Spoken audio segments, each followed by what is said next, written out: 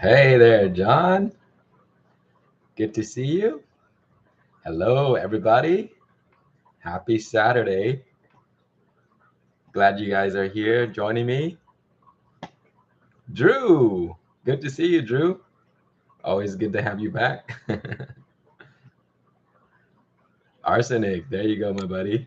Say a bunch of usual names. I'm glad you guys are here. Happy Saturday afternoon.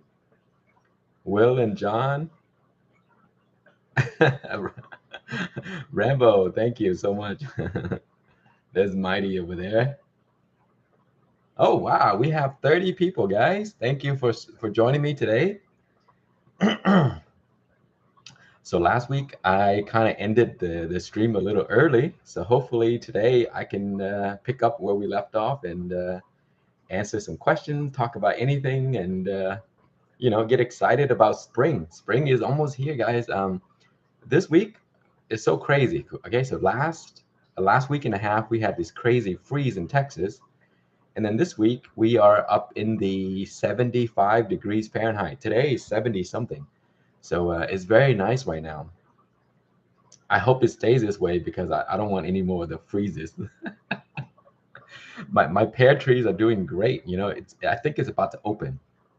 So the buds are about to open. I think in 2 more weeks I should start seeing flowers for my pear trees.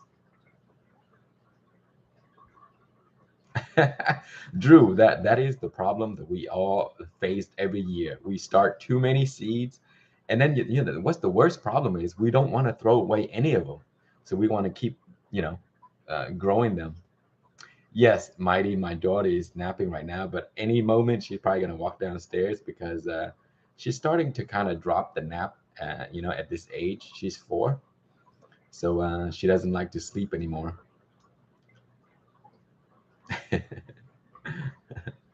Richard, thank you so much, my friend. I'm glad you enjoy the channel, and I'm glad you're here.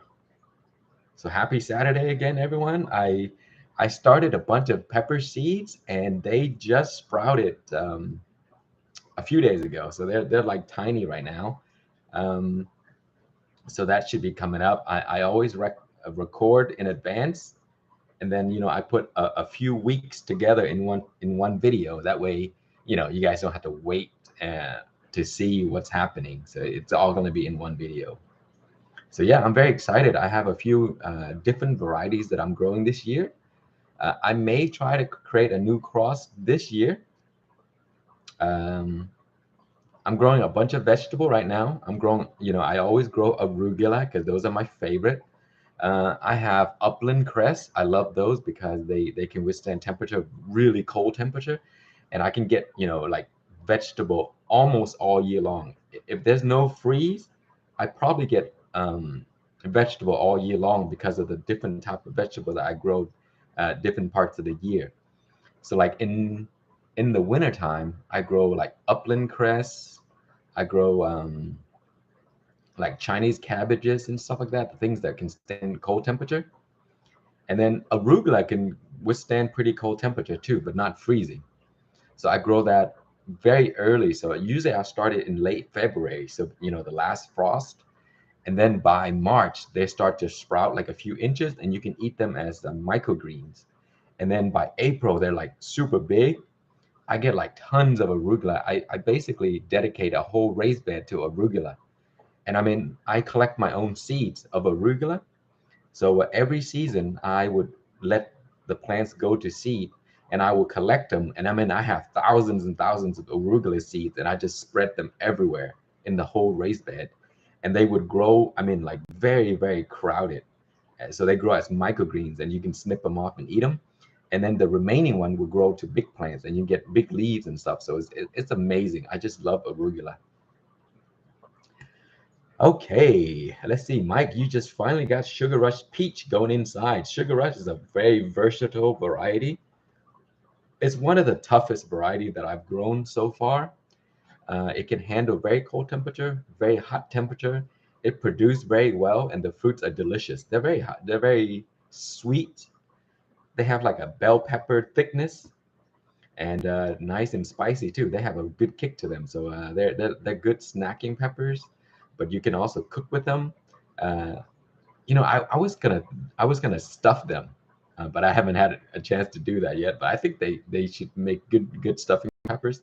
They're kind of not very big, um, but also I think they're great as picklings. Mighty, am I growing melons this year? Yes, I'm gonna grow the Japanese melons again this year in my indoor hydroponic when the weather gets warmer. I might grow watermelon outdoors. I always grow like the Crimson Sweet and the Jubilee. And then I also grow honey kiss melons. I always grow honey kiss melon every year. They're like enormous melons and they're super sweet. They taste like brown sugar that is like really juicy.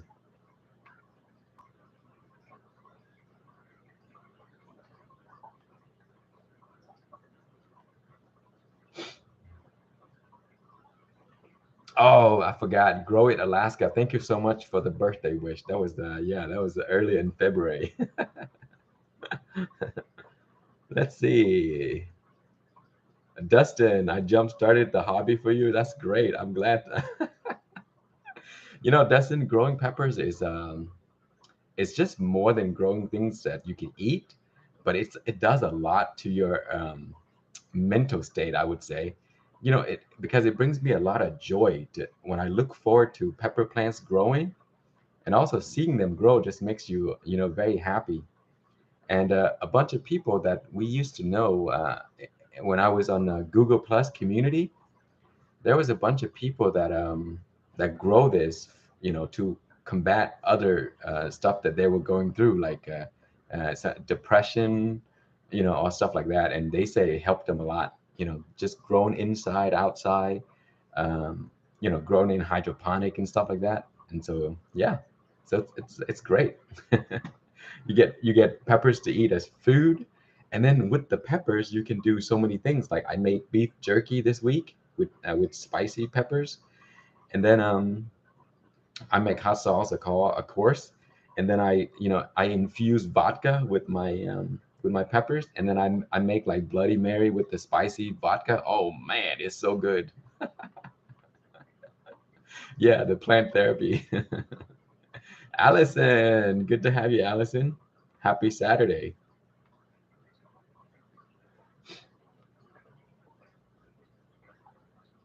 Oh yes, the lingrias are just such great variety to grow in the air garden because they produce like crazy. It doesn't matter what size they are; they just spit out pods like all over the place. I mean, you have hundreds in like a little tiny container. They're really fun pepper to grow. I'm glad you're growing that. Huku.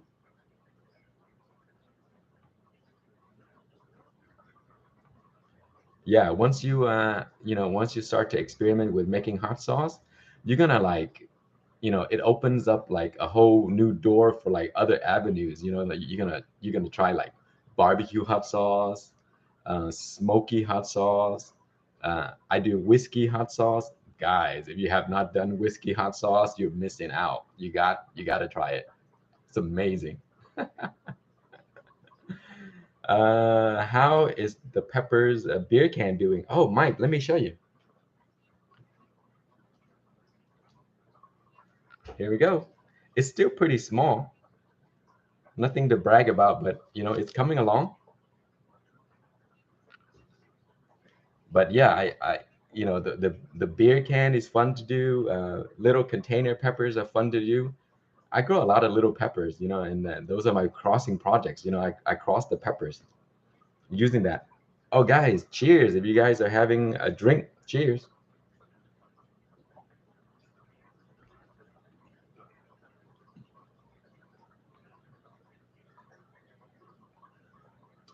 Allison, you growing peppers that you're taking from a dry pepper seed? I mean, pepper from Thailand. Yeah, I have a lot of Thai friends, and their parents grow these Thai peppers. They do look like bird's eye, very spicy, and they make like like the papaya salad and stuff like that. Oh man, that is so good. And they use the homegrown peppers. Guys, the thing with homegrown peppers is like you pick them at the right moment, so they tend to taste better than when you buy them in the store. Because in the store sometimes they, say they import them from somewhere, right? So they have to pick them when they're green. When they pick them from the green, and then the shipping date, like it gets like 7 days to get here or whatever, and by that time, the pepper will start to ripen up from being green. But if you go out to your garden and you pick it at the right stage, right between where the pepper is green, that's they start to transition into a different color. That is the best time to eat them, guys. They're crunchy. They have the best flavor. It's just pack of of all the goodness. So it's good stuff. JB, thank you, my friend. I hope you have a great season as well. Somehow every season I keep getting more excited about spring coming. The reason is I'm always growing something new. So this year, let's see what I'm growing new this year. Of course, new pepper varieties, of course.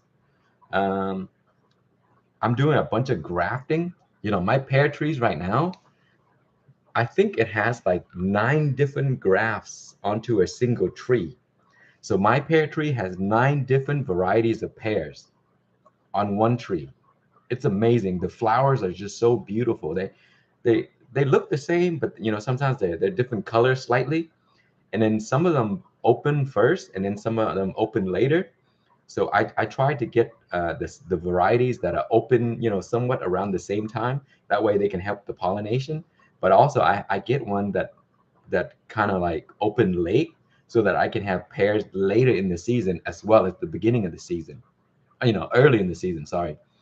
So yeah, it's a lot of fun. I'm doing all kinds of stuff. I'm grafting persimmons. I'm grafting citrus, and I'm grafting pears. Oh, and I'm grafting apples, guys. I have an apple that has 5 varieties on it. It's so awesome. And I cut them. I cut them so I can keep them small, so they're around like under 6 feet tall, and so I can reach for the fruits and stuff like that. And just seeing them with different types of fruits, not the different types, but different variety on the same tree, it just looks so nice. It's awesome.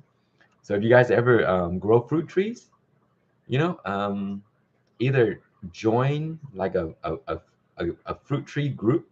You can get like you can trade for scions and stuff like that, where you can graft onto your own tree, and you can have a whole bunch of different varieties to pick from. Pears, guys, pears are so easy to graft. I mean, like I grafted uh, so many pears branches this season, and I had 100% success. It's crazy, and I know that I'm very careless when I do the grafting, and it still take. It's crazy. Yes, Mighty, you can you graft a pear on an apple onto a pear? So, I've read so many articles that say that you could, but the branches will die very soon. So I grafted an apple onto my pear tree almost a year and a half ago, and it's still alive. So I need to show you guys that. My apple, uh, I did a bud graft. So I took a little bud from the apple and I grafted the bud onto my pear, and it's still alive after a year and a half, and it's actually growing. It's gotten really big. The bud is really small, and now it's right around this size now. So from my experience, yes, you can graft an apple onto a pear.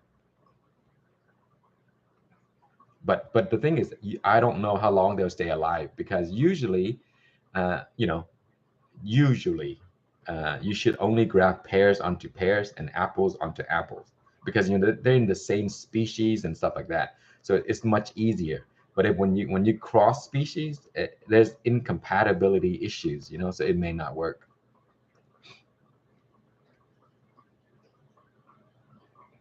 Have you grafted multiple super hots tops onto a plant? Yes, I did. I've done it many times before. I've grafted 9 different type of peppers onto one pepper plant. Yes, I have, and they all produce different fruits too.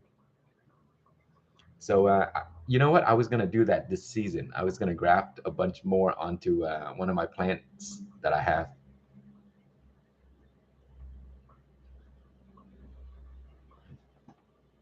Yeah, Allison, I usually grow a lot more. Oh, you grow more tomatoes and peppers. The reason I don't grow a lot of tomatoes is first, it depends on what variety you grow. They produce too much. Like I can't eat them all. Like one time I grew the Berry's Crazy Cherry, I grew the Sun Sugar, and I grew the Sweet 100. And oh my gosh, I mean, I had so much tomatoes that I just stopped picking them. My parents didn't want any more. My parents, the neighbors didn't want any more. So I leave the tomatoes to the birds. They just, sometimes they just come and eat it. But yeah, depending on what tomato varieties, they produce too much for my single family to use. But if you have a way to use them all, yeah, definitely. They're so easy to grow. Tomatoes are just one of the easiest plants to grow because you can even take cuttings. Like if you grow one tomato and you say, "Oh, this tomato is so good. I need to grow another one." You just take a sucker, put it in water, it'll grow root, and then you can grow another one. Lisa, thank you so much for the donation. Thank you very much. Thank you for the contents. You are informative. I love you before and after. Yeah, thank you so much for that. Um, funny, Lisa, you mentioned that. I used to watch a few videos on how to do stuff, and most of the videos that I watched on how to, they show you the process. Okay, so let's say propagating succulents or whatever. They're like, okay, take the succulents, put it in the soil. There you go. And I was like, what? So what happened? Can I see the results? And I don't want to wait 3 or 4 months for them to post another video. And so it kind of like make me a little upset watching these videos because they don't show anything. And so I started doing my own video, and I show the beginning and then the end. That way, the viewers kind of have an idea of what it looks like before they can try it on their own. So yeah, thank you, Lisa. Ever try habanero ketchup? I I'm not sure. I may have, but like habanero is like one of my favorite varieties. There's such good variety to grow. I'm actually growing three right now, three habanero, orange habanero. And last year I grew two. And even when I don't take care of them, they produce so much. And I got a ton of habaneros.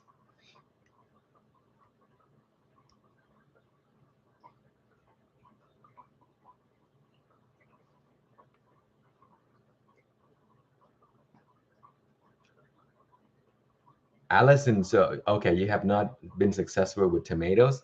You know, they're very similar to peppers in some ways. So when you grow them, I kind of treat them the same. When I fertilize my peppers, I fertilize my tomato, and that's usually how I get them, to fruit so much. And the thing with tomato is they grow vigorously. They grow so much. I mean, they will put suckers, and then suckers will grow more suckers, and sucker will grow more suckers. And so it does require some pruning because if you don't prune, the indeterminate variety will grow so out of control that they just don't seem to stop growing. And so you have to kind of cut them back and stuff like that, cut the suckers, because the more suckers you have, the more they need to be watered, they need to be maintained, especially because I grow them in a hydroponic too. And so I noticed that when I allow the suckers to go out of control, I couldn't refill the reservoir fast enough because they drink so much. They're very heavy drinker. And so I pluck the suckers and I leave just enough so that they can produce, what I need. But yeah, if you grow indeterminate cherry tomatoes, you can leave the suckers because the sucker can produce also fruits, a lot of fruits. Um, so yeah, it depends. If you have a lot of space, let them grow. If you don't have a lot of space, you may have to trim a lot because they'll grow out of control. And another thing with tomatoes is if they grow out of control, right, and they get really big and shoots are everywhere, so it prevents air from flowing through, so that that it lacks airflow. And so if you have like a disease, it can spread throughout the tomato easily without the proper airflow and stuff like that to help kind of like eliminate some of the, the wet water spots and stuff like that. So yeah, so watch out for that.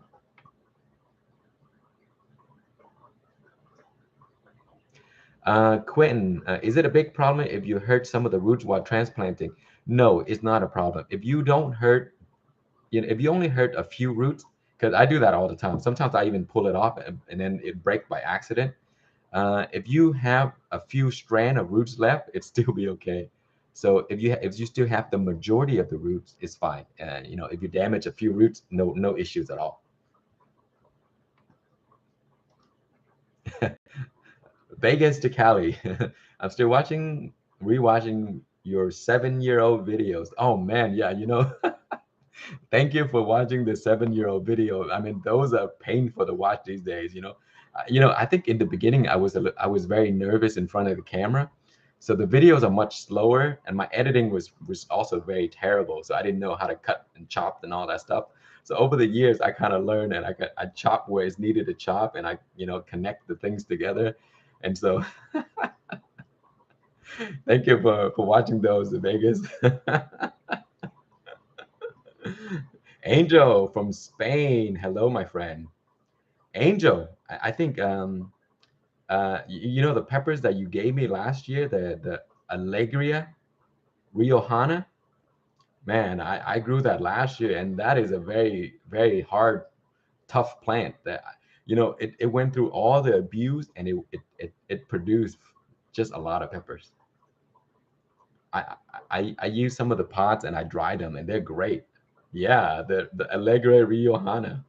Those are cool. They're very easy to grow. Thank you for sending me those. I share the seeds with a few more people.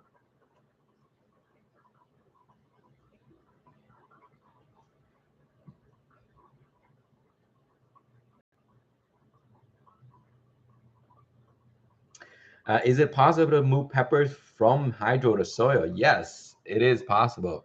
Check out the videos that I've done. I've done many videos on how to do it properly and have the plant survive. So make sure you check it out. Just browse the channel. It's called hydro to soil. I did it a bunch of times. It's so easy.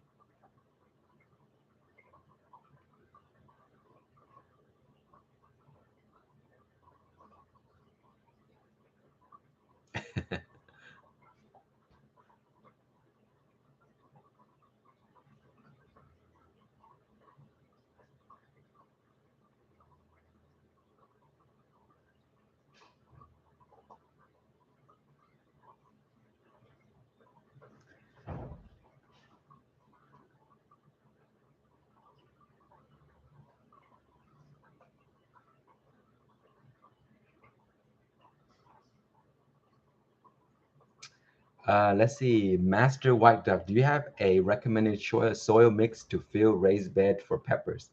Uh, you know, s- a proper soil mixture is really important for your raised bed, especially when you're growing peppers. So what you want is a combination of a little bit of clay, a little bit of sand, like, and then peat moss, because those kind of keep moisture. But you want to keep the moisture, but you also want the water to escape. So they do sell pre-mixed potting mix and stuff like that. That'll work. I use, like, say, when I mix my own soil, I buy them from my local landscaping company, and they're basically like organic compost, and they really don't have that much nutrients in them. So when I take it home, I mix that with like the cow manure that I buy in these bags. Um, so cow manure and the local organic compost, I add a little bit of like vermiculite, because it does help retain some of the moisture. So yeah, just don't use all clay, that's bad, because the clay, what it does is it clumps together, and it holds water around like a pool. And so what happens is, if you water too often or you have a lot of rain, the rain would stay around, and then the peppers would just drown. There's a bunch of videos on how to mix soil for your raised bed. That's the reason why I didn't do it, because there's like hundreds of videos already out there on how to do it, and they're great. I watched a few of them. They're really good.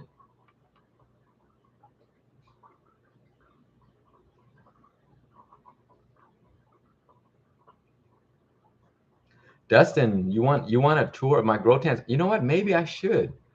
Maybe on the next update, Dustin, I would show the next pepper series, series number 2, and then I'll just give you a quick tour of what I have going on. That way you can see.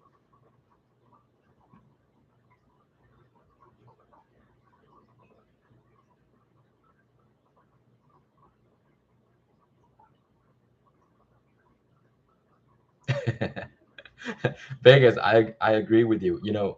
It gets better and better over time. And when you rewatch your videos, you kind of like recognize your mistakes, and then you just fix it. So also your editing will get better. I just get better at editing videos. I mean, I'm not that good at it anyway, but I have improved over the years.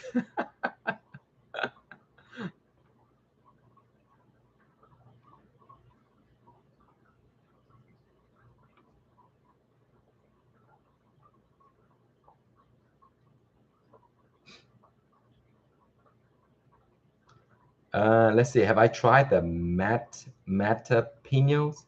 No, I have not tried the matapinos. Is it something crossed with the jalapenos? I do like jalapenos though.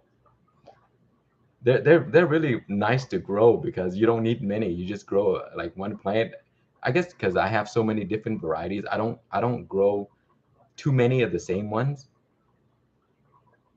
Like I like to grow one of each, and if I like that one really really a lot, then I'll take a branch and I'll clone them, and then I'll have two.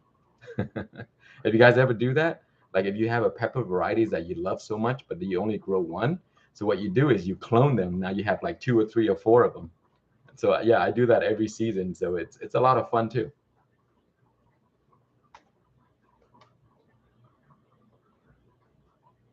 Let's see, Matt. Hello from UK. The cost to grow veggies indoor with a light similar to buying ones you have up to running for a while. You know what, Matt? Growing your own vegetable indoors, even with all the electricity that you think you may use, it's still going to be less than what you can buy the vegetable for.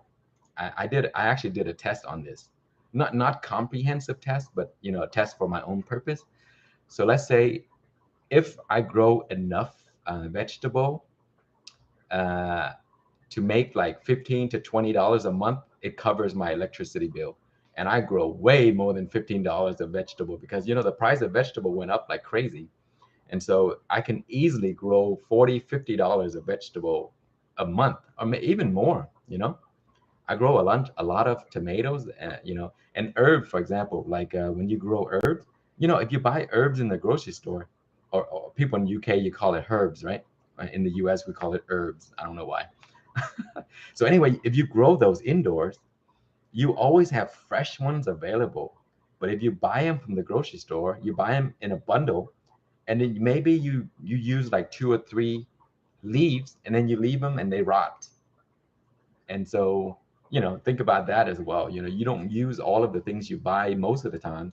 So when you grow them, you get them fresh anytime you need to harvest them. For example, like lettuce that I grow all the time, I harvest my lettuce like 5 or 6 leaves at a time, and then I leave it to grow, and then it grow right back, and I harvest more the next day, and it grow right back. I harvest more the next day. I get like the freshest lettuce that you can ever get. I mean, like right straight off the stalk. It tastes better. It's fresher. Sometimes I don't even clean it. I just pull it off and eat it when I work. So yeah, I think you can totally make your money back from the cost for the cost that you use of your electricity. But it also depends on what you grow though. Like if you grow things that takes 3 months before you can harvest, then that may not uh, have a payback. But if you grow like herbs and vegetable like lettuce, in 30 days you will have a full huge head of lettuce, and you can easily like I use a 21 gallons tote, right? And the 21 gallons tote, I can grow 8 head of lettuce a month.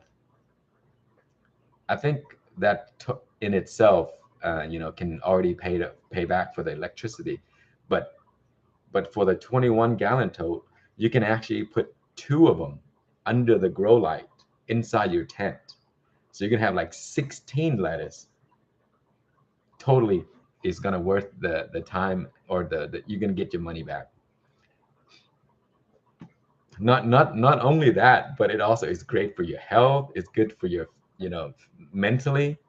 So that is, I think that's priceless. Like your mental health is priceless. You can't put a price on that. So that's the reason why I tell people many times, like, hey, you know what? The amount of things you grow indoors isn't a waste of electricity. I was like, I tell them the same thing over and over. You know what?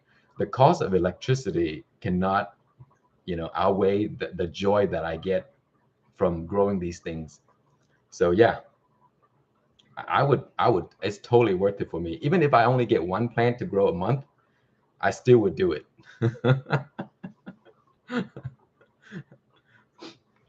But the thing is, guys, these days the lights that you use, they're all LED. They use very little amount of electricity. Like if you have like an air garden, for example, I'll just pick an air garden because that's what I'm looking at. If you have an air garden indoor, you can leave it on 365 days out of the year. You would barely notice your electricity bill change. No, you're not going to notice at all.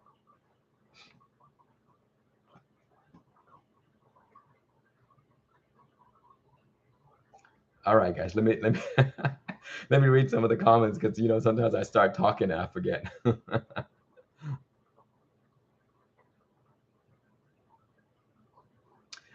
Ken, how can I get larger pepper size grown in containers?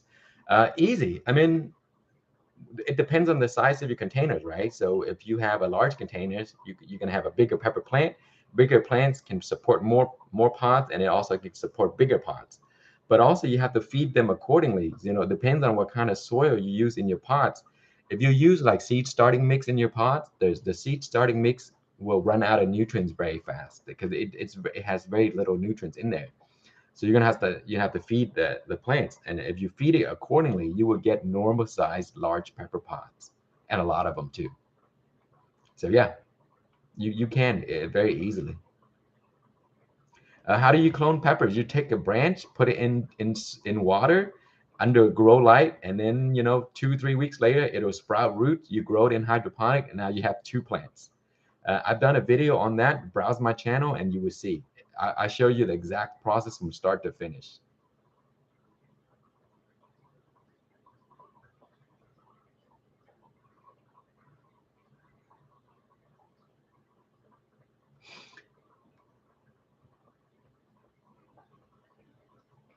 Yeah, Don, I always have some kind of herbs growing as well, because we use a lot of basil and stuff like that. So I always have some basil or some lettuce growing.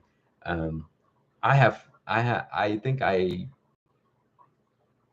have fresh vegetable growing all year. I have fresh peppers growing all year. So I get peppers whenever I want. Right now, I'm looking at my pepper right there, and it has like 50 pods.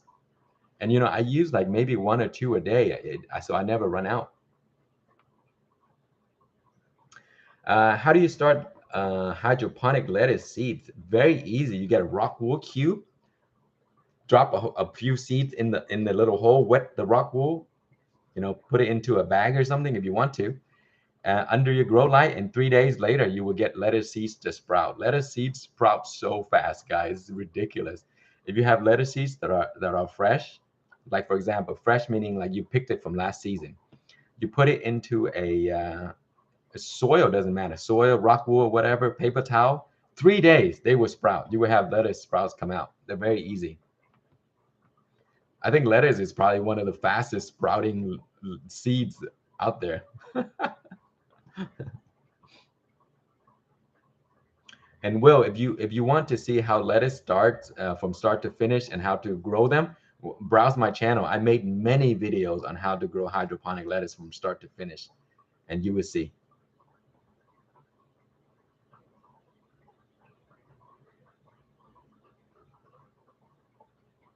Oh, look at that, John Harwig. You have a small setup, and it runs on 100% solar electric, no electric bills. That's amazing. That's awesome. If you could do that, that is amazing. But you know, even if you use a little bit of electricity, no problem. I think it'll bring you a lot of joy, and the joy would just outweigh the cost of you know, you spend.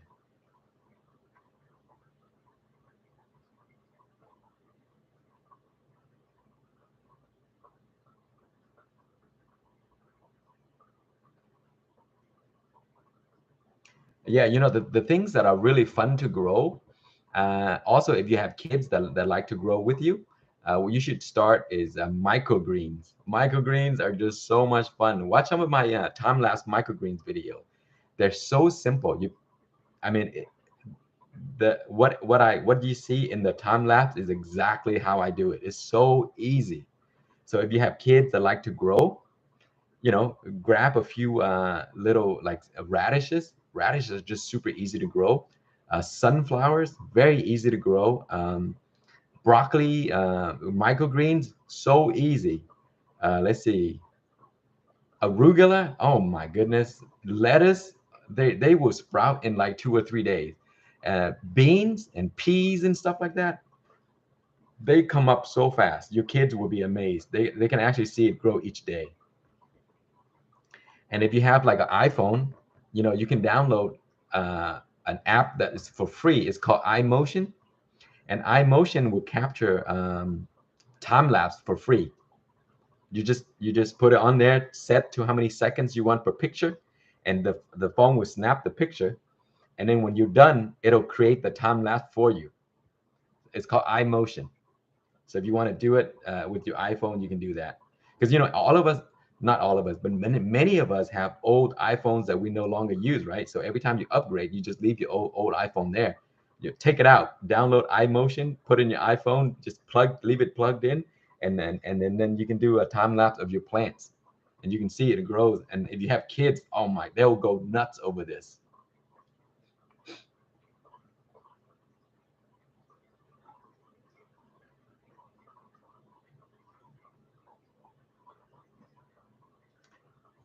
Jaden, you're growing some red Egypt chilies. Funny, Egypt. I'm growing Egyptian spinach. Those are really cool plants.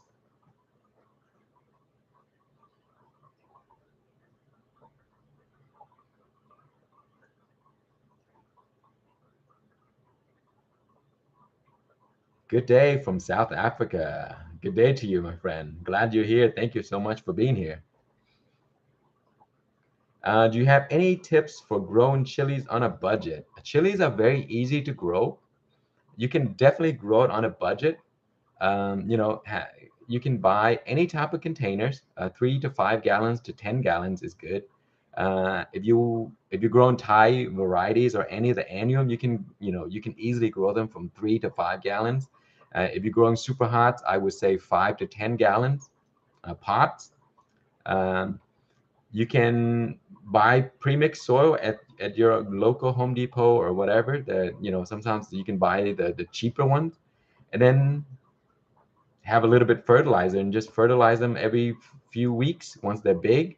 And I think it won't cost a lot. And just water a little each day, each when it gets dry.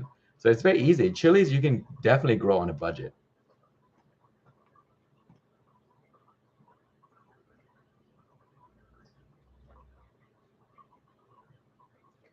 Yes, please hit the thumbs up buttons if you like the videos. Thank you very much for the reminder.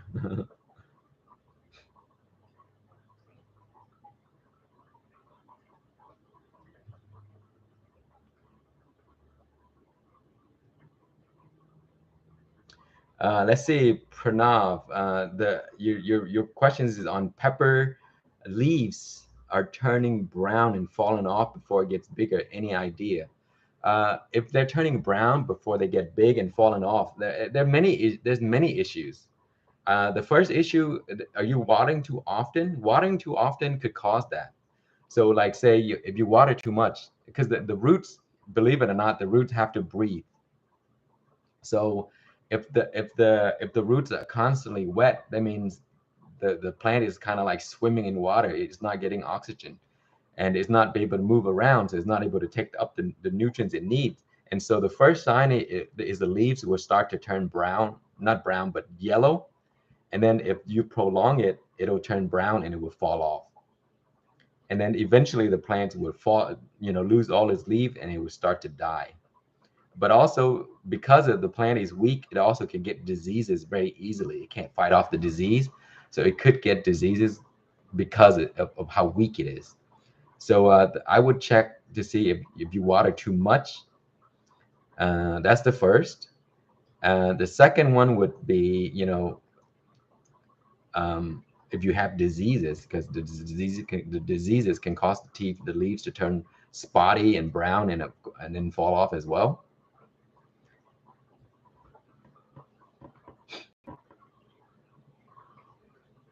Only the leaves on top. Oh, it could be because you have pests too. Pests like mites and thrips and stuff like that. They usually attack the young leaves, and so when the leaves, you can see the leaves will start to look deformed. So check to see if you have any microscopic pests and stuff like that. But I would check the water. It sounds like you might have a water problem, like watering too much. And another reason could be if you're not fertilizing enough. If the plant is large and it's losing leaves like that, it's not getting nutrients. It does that as well.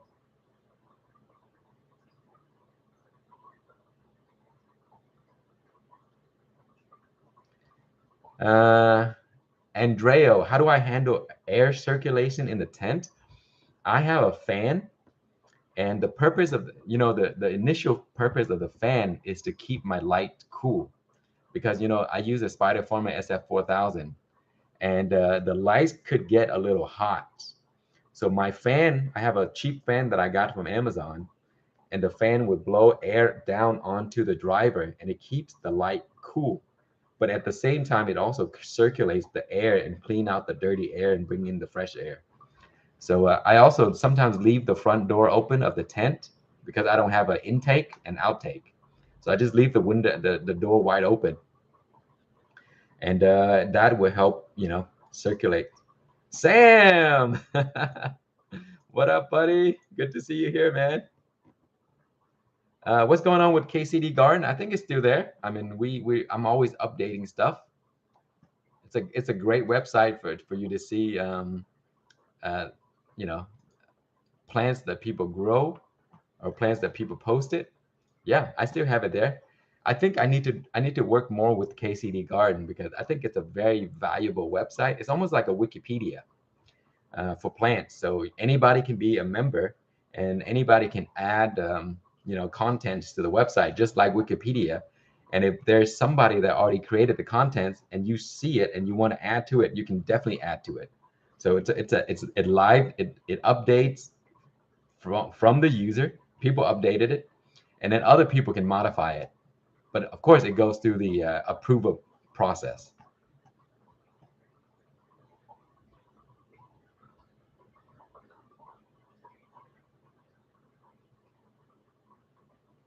Let's say Forest. You're trying to do cracky for the first time. The pepper was doing great, but then all of a sudden it started to wilt. Okay, so the problem with that is you probably covered up the air roots. So I explained it many times. I'll explain it to you again. So for example, right here, right? Let's say this is my cracky system, right? And you see the net pot here, the peppers will eventually produce roots out to here. So the bottom roots here are usually submerged in the water, and the roots that come out on the side right here is not submerged in water. Those you will see little hairs on them. Those are the air roots.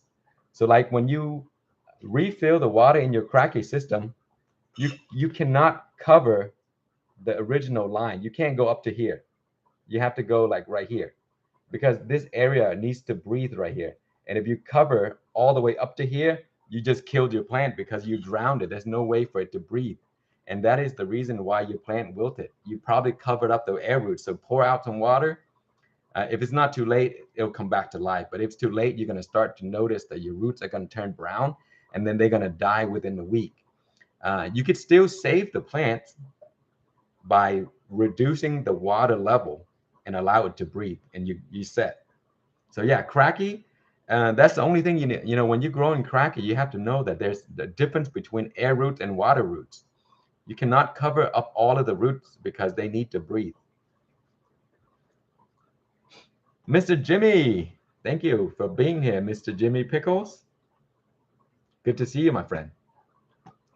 Okay, I think let me see what else I have here. Sometimes I read so slow. Matt, would you recommend the more expensive LED grow lights or using a CFL bulb, 125 watts? I would go with the more expensive LED grow light. The CFL would not work well. I've done it before. I've done it in the past. What the CFL will do is it will create too much heat. It also burn your plant in case it touches it. It doesn't have all the spectrum you need. You can grow it. Yes, I've done it before with CFL, but it's not recommended. You should go with it. You know, LEDs are very inexpensive these days, so you can get a very inexpensive light that can output way more than 125 watt CFL. So yeah, definitely go with the LED. Don't use CFL anymore. Let's see.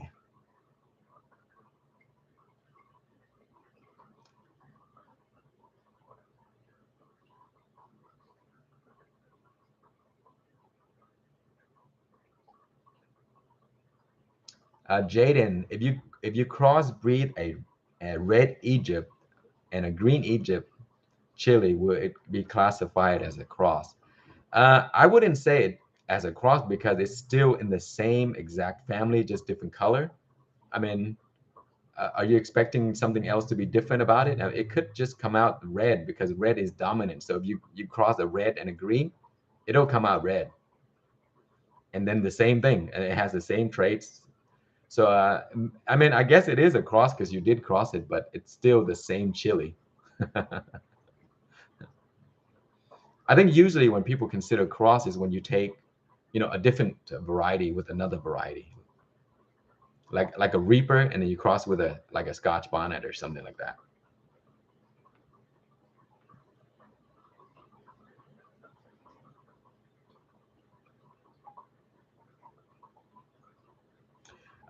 Cola, what is the hottest pepper I have grown? Um, the hottest pepper I have grown. God, there's so many. You know, the reason I can't answer that question is because anything that's hotter than a habanero is just too hot for me. So I can't even tell how hot they are after that. But I can tell you which plant peppers that I've eaten that destroy me the most. I would say one was the death spiral. That was a really hot one. The other one was a chocolate maruga. Oh my gosh, the chocolate maruga. I don't think I've ever eaten anything hotter than that. The Reapers, I've eaten the Reaper, is very hot too. But I think the you know, again, I just can't tell. I mean, anything hotter than a habanero is just too hot for me. But that maruga one, wow, man, it destroyed me so bad. I was on the floor for like 15, 20 minutes crying because I have so much cramps. Let's see what else. The Sriracha Hornet, the Hornet that I crossed myself, that was pretty brutal too. But other people are eating the Hornet and they say, you know, it tastes like a habanero. So so I don't know. But yeah, there's so many different hot varieties out there, guys. It's hard to tell which one is hotter than a Reaper because most of them have not been tested for the Scoville level. It's only based on user opinion. So there's a lot of people that say there's many peppers out there that are hotter than a Reaper, and I believe them because you know they're experts. They've eaten so they know. But for me, I wouldn't know. Oh, I'm growing Reapers again this year, guys. I haven't grown for the past few years, but usually sometimes I just go back to it because a few people asked me to grow it just to see so that I can show it to them. So I'm growing Reaper this year. Uh, KSSR is the Kingstar Scarlet Rose. That's what it stands for. That is a great variety, guys. It's beautiful. It tastes great. It's very sweet. Perfect amount of heat. Mighty, have I gotten more gloves? Yes, yes, I have gotten more gloves. I went to Costco and I got me the family pack so I don't run out.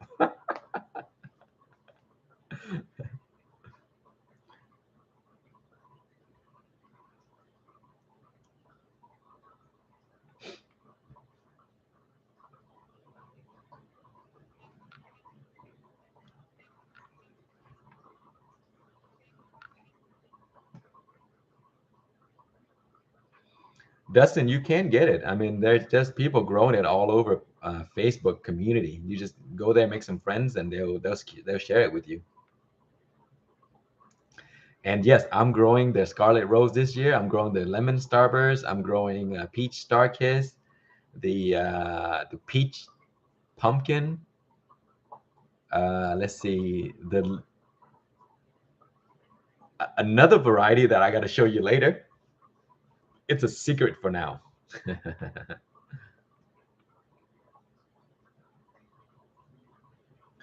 Thank you, Cola. Good to have you here. Thank you very much. What is the most productive chili peppers? Oh man, there's so many. Um, have you grown the ahi cherapita? They're very tiny. Those are very productive. Oh my gosh. When I grew that cherapita, I just stopped picking them because there's so many. Let's see. Those are the tiny ones that are kind of golden and they taste very hot. Let's see what else. My my lingria. Oh goodness, it produced so much. And then I have another one called the Kangstar Chocolate Factory. And there's a reason why I call it the Chocolate Factory because it pumps out pods like no other plants that I've ever had. There's just so many pods, like hundreds and hundreds of them. And it's a chocolate pod. And that's one of them. And let's see what else is very super productive. Tabasco. Goodness, Tabasco varieties produce a gazillion pods. I mean, there's so many. I mean, there's a lot of different varieties that produce a lot. But I'm naming, the plants that I have grown in the past that are just at the top of my head.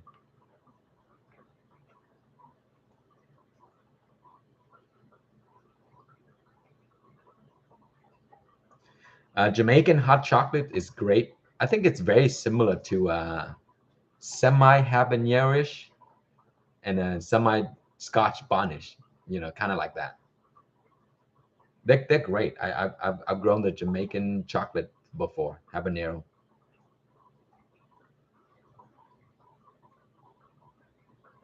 Mike, if you've grown ahi cherry this summer, you're gonna be very happy with them. They're fun peppers. They can get enormous if you allow them good spacing. But I'm telling you, when you start to pick the peppers, you're gonna stop picking them because they have so many peppers. It just takes hours and to just pick the peppers because they're so small and there's so many.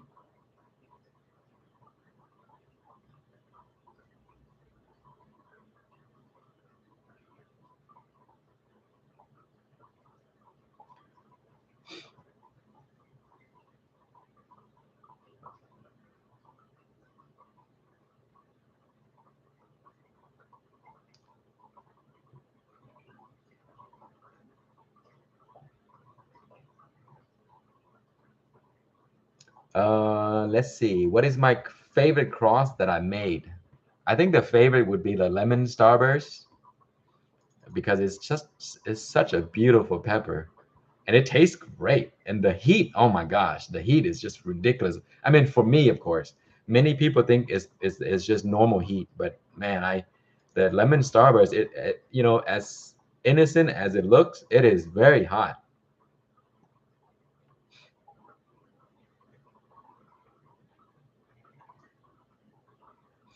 Let's see. What is my opinion on the Sugar Rush stripe? I like the way it looks. It's very pretty.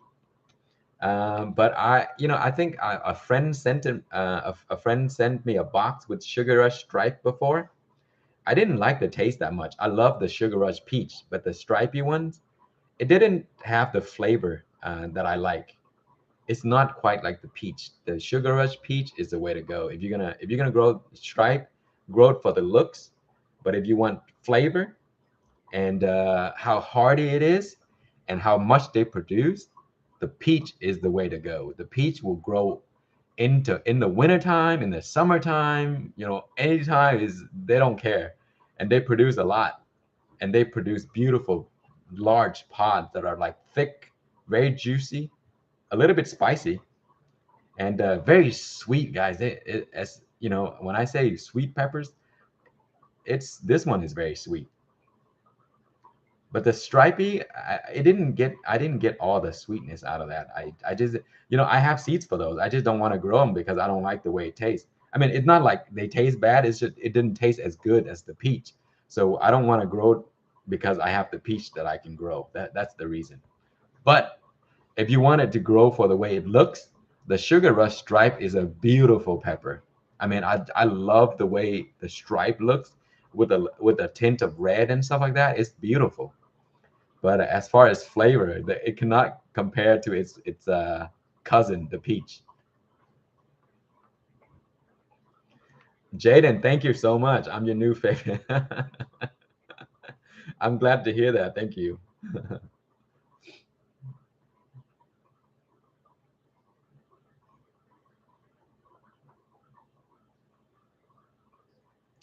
Yeah, lemon Starburst does have a very good kick to it.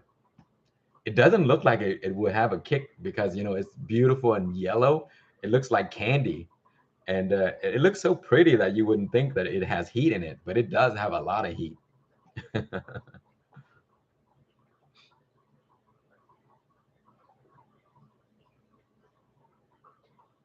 And guys, another peppers that are really um, people don't talk about very often is the Brazilian starfish. I don't see a lot of people talk about Brazilian starfish, but it is a delicious pepper, guys. It's such an underrated pepper. Brazilian starfish are just beautiful. They have these cute looking pods, and they're so sweet, and they do have heat. Oh man, they some of them would just give you a good kick. But as far as flavor, it is very sweet. It's super crunchy. It's beautiful. And when you grow it, you pick one of those and you give it to some people, they'll ask, "What is this?" It just looks so strange. But yeah, if you're looking for delicious peppers uh, that that looks great, then haven't heard about, I would say Brazilian starfish is one of those rare ones that no one talk about.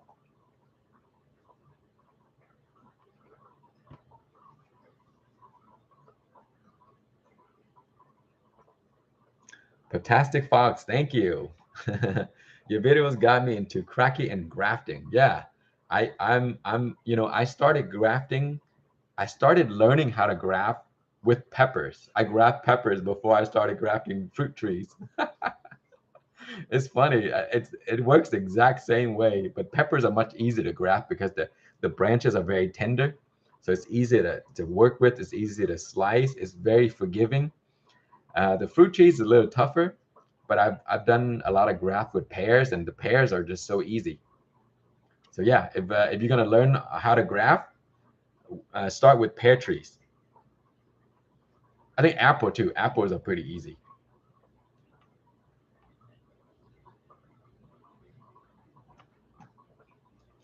Okay. Wow, we have 70 people watching. Thank you guys for being here on a Saturday. Let's see. Did I forget questions? Because sometimes I read so slow. Uh, oh, Jaden, what's the best nutrients for chilies? The best nutrients? Are you talking about hydroponic nutrients? Let's see. I've used the Flora series. Works great. The Flora series, the grow, the micro, and the bloom. But you also need to add a little bit of the CalMag too to the Flora series. I've used the Dyna Grows and Dyna Bloom series. It works great. A little bit CalMag does boost fruiting and stuff like that. I use the Master Blend. Of the three, I think the Master Blend is the cheapest. because you buy them by the pounds and they last forever.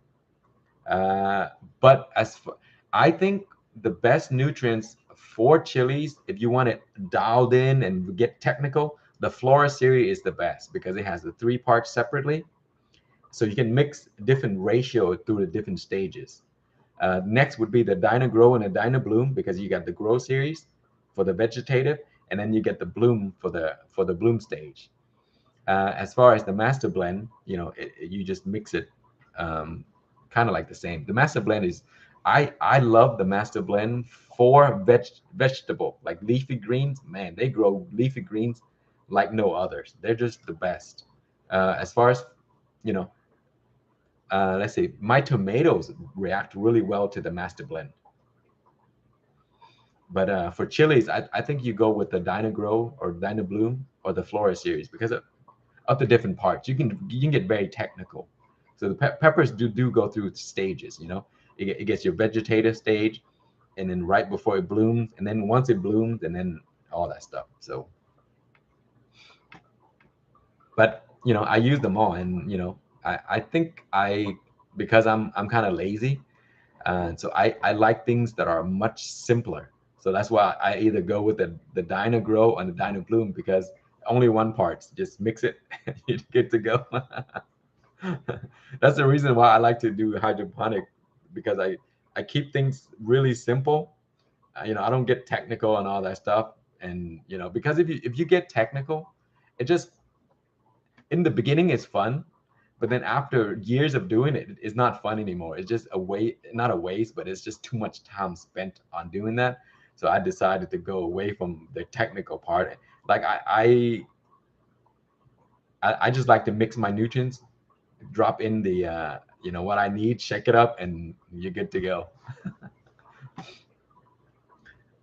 And then I used to measure pH religiously. Like I measure pH like crazy. Every few days I check pH.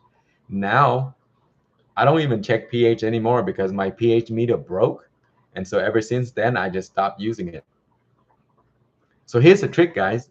So when you have your pH meter, right, what you should do is you get a medicine dropper and you drop how many drops of pH down into your nutrients per, what gallon, 5 gallons, 6 gallon or whatever, until you get to the exact level. Remember it, write it down, because if your meter breaks, you can just do the same thing. Drop, like say, for example, if I mix by the gallon, right? I find that 15 medicine drop would bring my nutrients from 7.8 down to 5.9. And so every time I mix my nutrients, if I want to get technical, I just drop 15 drops because my meter broke and I didn't want to buy a new one.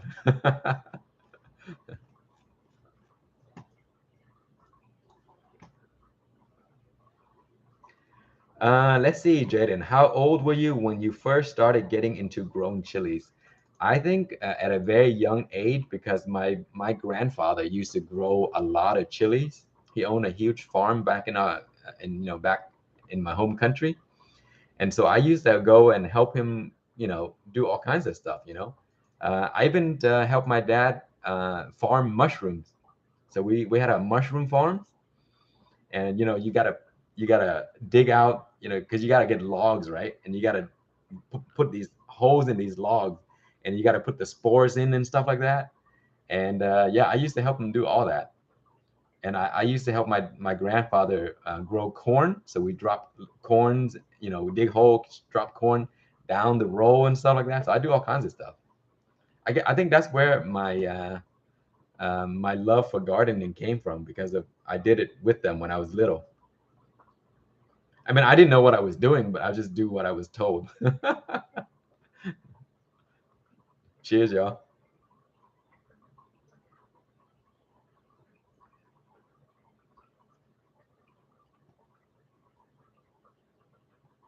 Preston, you're growing some cayenne and California wonders. I love California wonders. I think California wonders are like one of the best bell peppers out there. They're so sweet. They're great for stuffing. I think I grew them. I grew California wonders 2 seasons ago, and I used them in my hot sauce, and I also stuff the peppers. They're great. I'm in North Texas, Zone 8A.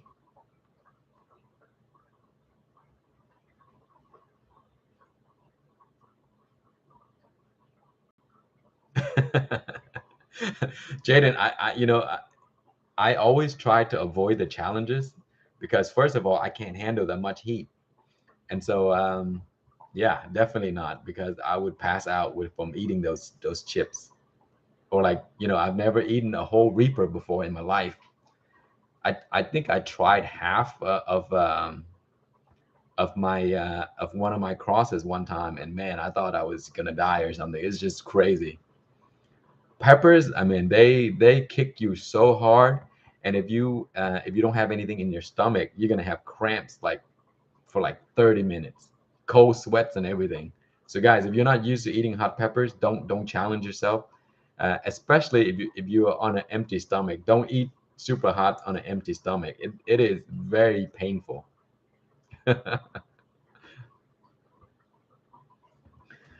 Drew, you're working on a cross this year. Mini red bell and ahi rainforest. You know what? I grew the ahi rainforest before. I also grew the ahi. What else? There's ahi rainforest and ahi fantasy. Those are really cool peppers.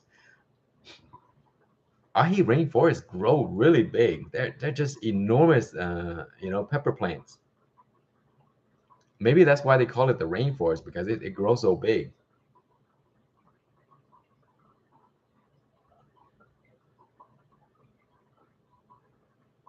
Yes, Dustin, we talked about it earlier today. The weather in Texas is very good right now, but I think it's March now, so I don't think the peppers. I mean, the weather is going to drop anymore. But we sometimes we do get cool weather in March all the way up until late March. But I think I hopefully it's done, because we have two freezes already this year, and it's just not good here. We're not ready for freezes, guys. In Texas, because we're so used to the hot weather, anytime you have freezes, everything closes, like the school closed, the office closed, everything closed. At work, my colleagues from the north, they always make fun of us. You guys closed for everything. It rained outside. You guys closed.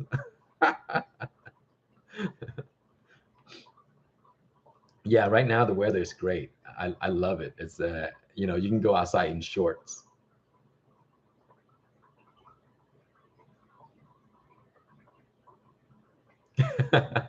Allison, I don't know about being famous.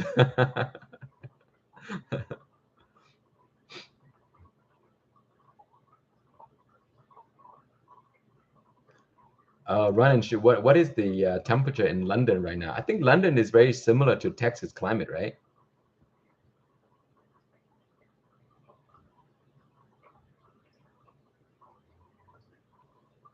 Yeah, there you go. See, Derek, 27 degrees for low next week. Texas weather, we have really drastic change. Like in the evening, it can drop to 27 degrees Fahrenheit. And then by noon, it will go up to 65 degrees Fahrenheit, like 40 degrees difference. It's crazy.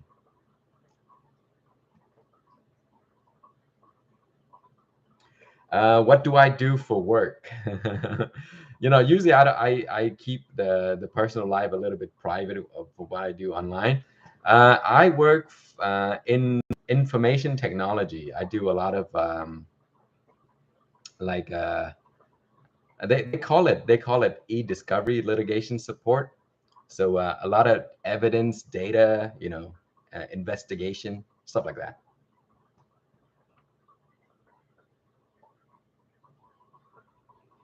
So yeah, I have an IT background. And so gardening is a way for me to kind of escape the day-to-day things, headaches and stuff like that. So in the daytime, I'm always on the computer working on, with data information, digital stuff. And so, it gets a little bit overwhelming for your mind. And so in the afternoon when I get out of work, I'll run to the garden and just, it's the big stress relief. It's awesome. Yeah, so if you work in the office all the time, and when you get home and you have a garden, guys, it is a huge help for your state of mind. seeing things green, seeing things grow, having stuff like that, it's just great. And it'll bring a lot of peace to your mind, a lot of stress relief, and just seeing things grow, you look forward to it. So yeah, I look forward to going into the garden, like every day, anytime, any chance I get, I take a break, I run out, because nowadays, because of the since the pandemic, I haven't been to the office for like over 2 years now, guys. I work from home, and so it's a good opportunity for me to go out, during my break, in the backyard, and grow some plants. In my office, I have pepper plants sitting right next to me.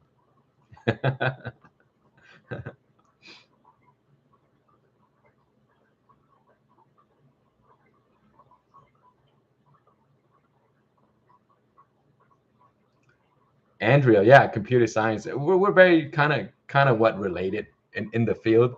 We have a lot of science majors in our department.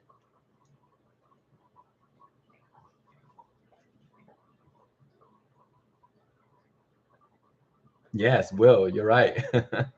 It's a really nice pace, yeah, to get into the garden, to get away from the IT, the digital world.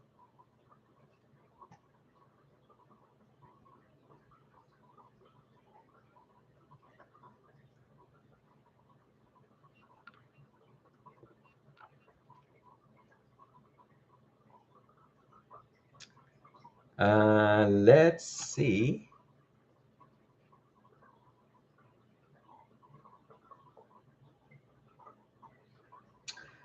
Man, earlier I thought about something to talk about today, but I completely forgot. Oh yes, guys, I wanted to talk about a bunch of stuff that I saw recently, and actually, one of my friends asked me about it. She was like, "Hey, you know what?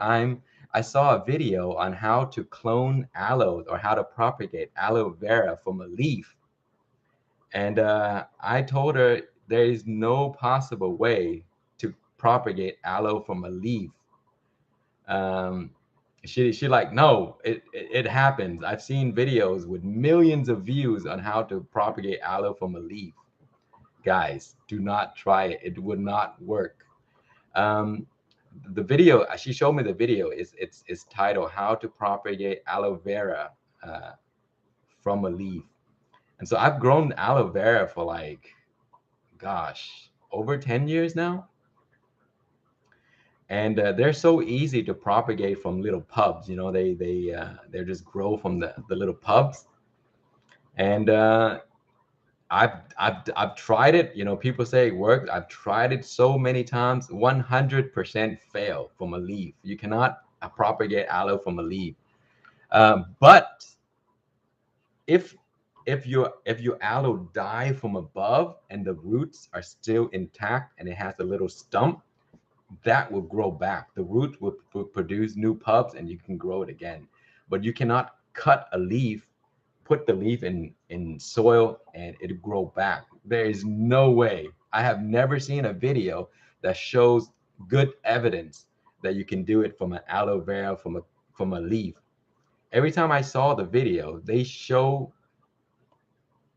you can notice that they did it was not from a leaf, because if you look at the leaves will always dry up at the bottom, and it will swell and it becomes thin, and it will just slowly die until it gets to the top. So yeah, if you ever watch those how to propagate aloe from a leaf cutting, it's not possible. So I hope you guys don't try it, because it's going to be a waste of time. But yeah, I have hundreds of aloe right now in the pots. I mean, like every season, I think I either trash some or I just give some away, and I have like, I think right now easily 30 little pubs waiting for me to divide them.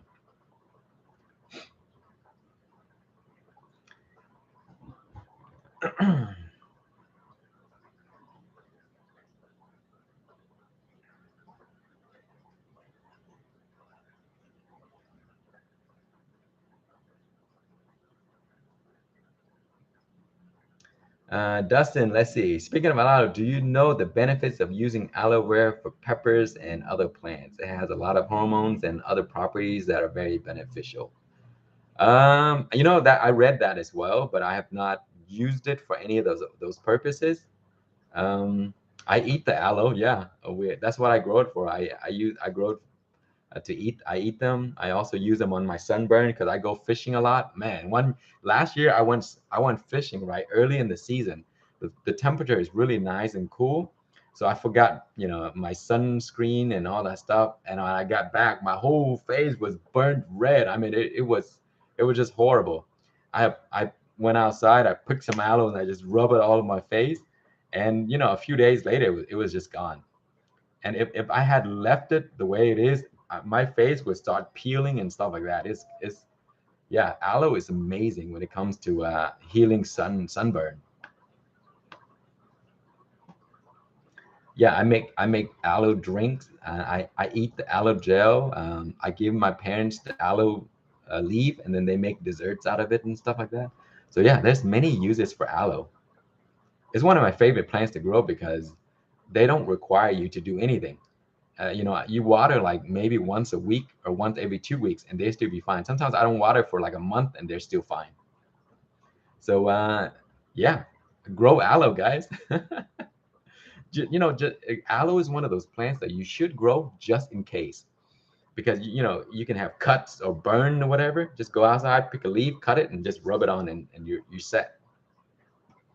Yes, aloe desserts. Yeah, there's so many videos on how to make aloe dessert online. You should check it out, Omar. Aloe is great. You can make dessert out of it. You can make aloe drink, using the aloe gel.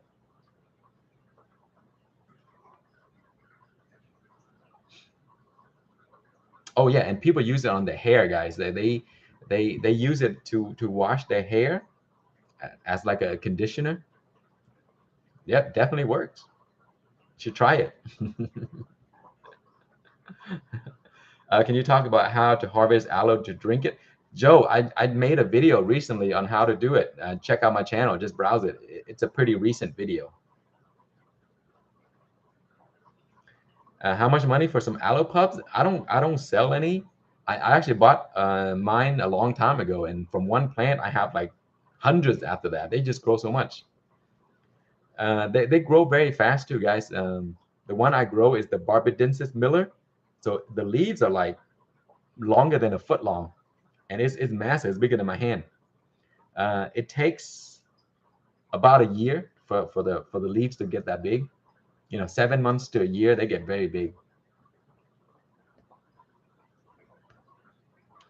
I think this year I plan to grow a few aloes in pots, and then I just made a few raised beds that I'm going to dedicate to the aloe only. So I'm going to grow like one raised bed with just aloe vera because my parents want some.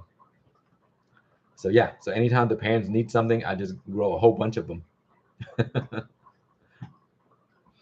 And then I'm also growing Armenian cucumbers this year. So I gave a few Armenian cucumbers to my mom-in-law, and she gave it to her sister, and they're like, "Wow, is there more?" So this year I'm gonna grow a bunch of those for them. Armenian cucumbers are so great, guys. If you have not grown it, oh my gosh, it is such a beautiful cucumber that are just enormous, and they taste so good. They're super crunchy, and you can make refreshing drinks with them, or you can just eat them raw, of course. And then you can also juice them, do all kinds of stuff.